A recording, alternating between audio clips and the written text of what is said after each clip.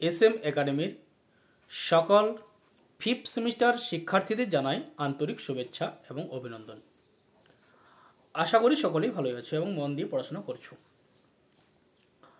তো আজকে আমরা আলোচনা করছি সধবার একাদশী থেকে বড় প্রশ্ন। সধবার একাদশী থেকে আমরা বড় প্রশ্ন 3টি চরিত্র নিয়ে আমরা আলোচনা করছি। সেই 3টি চরিত্রের মধ্যে ছটফট খাতা খোলো এবং লিখে নাও। আমরা উত্তর সমেত কিন্তু আলোচনা করে দিচ্ছি। তো 3টি চরিত্র আমরা কী কী চরিত্র নিয়ে আলোচনা করব, সেই 3টি চরিত্র আমরা বলে দিচ্ছি। অটল, 2 কেনারাম, 3 হচ্ছে রাম মাণিক্য। তো এরকমই সুন্দর সুন্দর ভিডিও পাবে আমাদের চ্যানেলটিতে। অবশ্যই তার জন্য আমাদের চ্যানেলটি সাবস্ক্রাইব করে রাখো, অল নোটিফিকেশন অন করে রাখো এবং বন্ধুদের শেয়ার করে দাও, যাতে তোমাদের দ্বারা তারা কিন্তু উপকৃত হয়ে যায়। আর যদি আমাদের ভিডিও পছন্দ লেগে থাকে অবশ্যই একটি লাইক, একটি তোমাদের ভালোবাসার দ্বারা একটি কমেন্ট কিন্তু করে দিও। চলো কথা না বাড়িয়ে আমরা ভিডিওটা ছোট করার উদ্দেশ্যে একটু তাড়াতাড়ি করে বলবো। তার জন্য পুরো ভিডিওটি কিন্তু দেখবে প্রথম থেকে শেষ পর্যন্ত এবং স্কিপ না করে দেখবে, যাতে তোমরা কিন্তু কোথাও না মিস হয়ে যায়। চলো কথা না বাড়িয়ে আমরা চলে যাচ্ছি। প্রথমেই হেডিং দাও খাতার মাঝে অটল।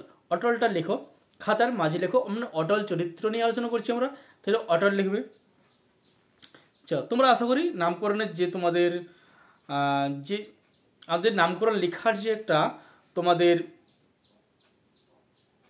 ভূমিকা দেখছি, ভূমিকাটা কিন্তু আমরা একটা আলাদা ভিডিও তোমাদের আলোচনা করে দেবো। চলো অটল চরিত্র হেডিং দাও, দেখো অটল। অটল আলালের ঘরের দুলাল। অটল হচ্ছে আলালের ঘরের দুলাল। সে কলকাতার বাবু কালচারের প্রতীক ও প্রতিনিধি। বড়লোক ঘরের হস্তি মূর্খ। তোষামত প্রিয়। অকাল কুষ্মণ্ড কতদূর অধঃপতনের যেতে পারে তা অটল চরিত্রে দেখানো হয়েছে। অটল স্বার্থপর, আত্মসুখ বিলাসী। অদূরে ছেলে চূড়ান্ত। অটলের লজ্জা, সংকোচ, মান মর্যাদা, জ্ঞানজ্ঞানের লেশ মাত্র নেই। ওটা হবে আমাদের বলা, যদি ভুলে গেলে আগে দেবে মান মর্যাদা জ্ঞানের লেশ মাত্র নেই। একটু আমাদের ভুল হয়েছে, আগে দেখবে একটু ঠিক করে নেবে। ঊনবিংশ শতকের ওই সময়ে কলকাতার বিপদগামী নবীন যুবকদের যে যে বিশেষত্বগুলি দেখা যেত, দীনবন্ধু মিত্র সেগুলিকেই চরিত্রটির মধ্যে আরোপ করেছেন।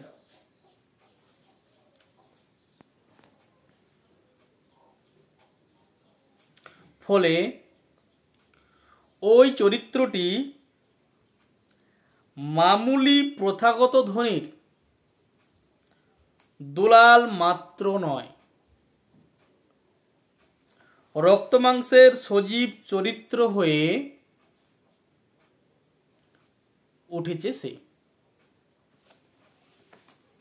উঠেছে। সে একের পর এক দুষ্কর্ম করেছে, বার বিলাসিনীকে ঘরে এনেছে, নিজের খুড় শ্বশুরকে ধরে আনতে লোক পাঠিয়েছে, গিয়ে ব্র্যান্ডি খাওয়ার কথা বলেছে। অটলের মতো চরিত্রের জন্য নিমচাঁদের শেষ উক্তি যথার্থ বলা যায়। হাইফেন ডবল কোটেশন অন্য কালে দেখবে, মাতালের মান তুমি গণিকার গতি। পরের লাইন, সধবার একাদশী তুমি যার পতি। এটা চলে গেল আমাদের অটল চরিত্র। এইটুকু লিখলেই হবে আমাদের অটল চরিত্র। এরপরে চলে যাচ্ছি আমরা কেনারাম চরিত্র। আন্ডারলাইন দাও, কেনারাম লিখে লেখো। কেনারামের মতো ডেপুটি চরিত্র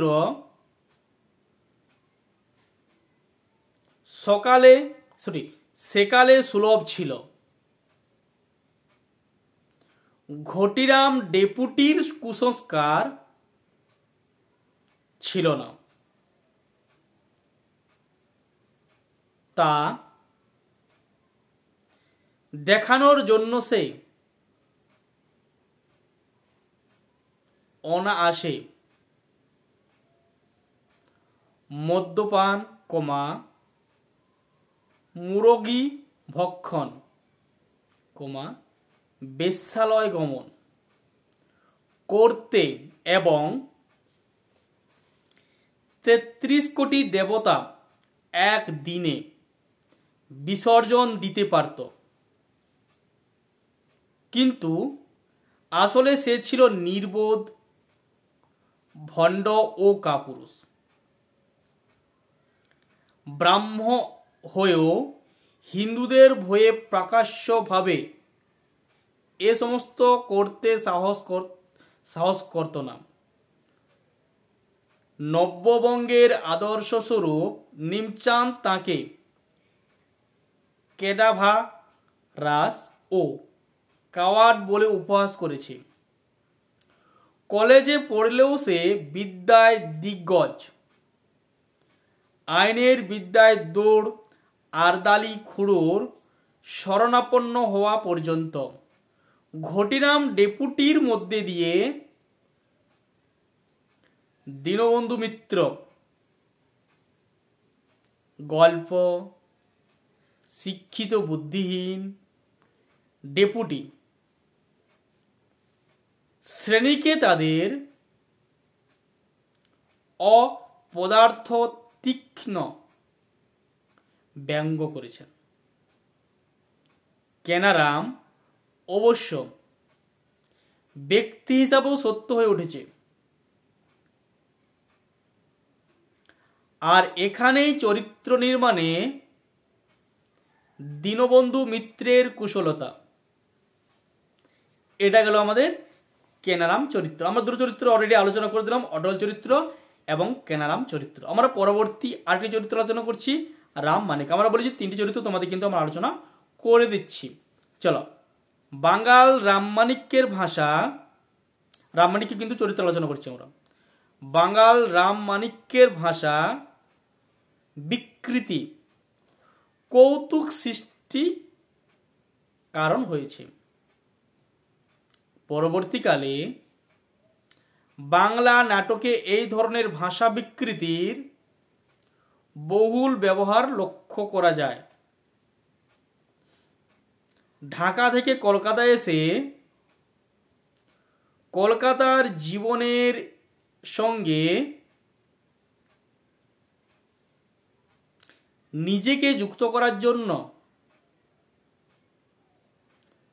রামমাণিক্যের প্রাণপণ চেষ্টা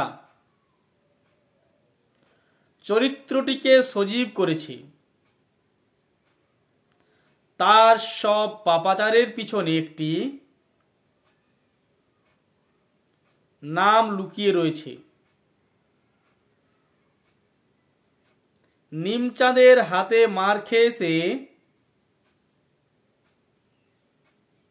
ভাগ্যধরীর নাম ধরে চেঁচিয়ে উঠেছে।